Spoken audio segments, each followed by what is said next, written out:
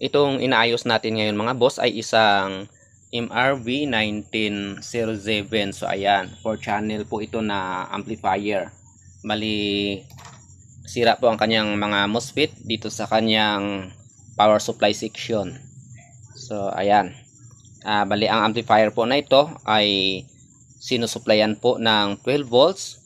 Tapos sa tulong po nitong kanyang DC converter ay na i-increase niya po ang DC output from 12 volts up to 30 volts. So ang sumusupply po dito sa kanyang amplifiers ay 30 volts po. So ito bali, ito po ang kanyang amplifiers. So bali 4 ng channel po ito. Bali itong dalawang ito ay channel 1, channel 2, tapos ito naman po ay channel 3 at saka channel 4. So yan po.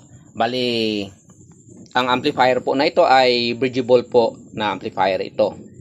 So ibig sabihin, pwede po natin pagsamahin ang dalawang channel sa iisang output lang.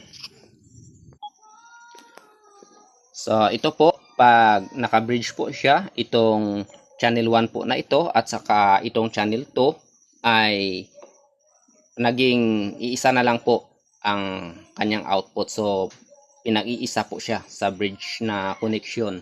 So ganoon din po dito sa kabila.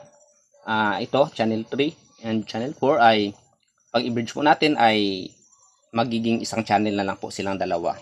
So ito po ang kanilang output. So ito, pag halimbawa po ito ang ating channel 1 at saka ito ang ating channel 2, pag naka-bridge po siya ay ito na lang po ang magiging output po niya. Ayan. Bali ito po ang magiging negative at saka ito po ang ating magiging positive. So dalawang channel po 'yan. Ginawa natin siya na iisang channel na lang po pag naka-bridge po siya. So ganoon din po dito sa kabila. So pag i-bridge po natin itong dalawang channel na to, imbis na channel 3 and channel 4 ay magiging isang channel na lang po siya. So ganyan po pag naka-bridge mga boss.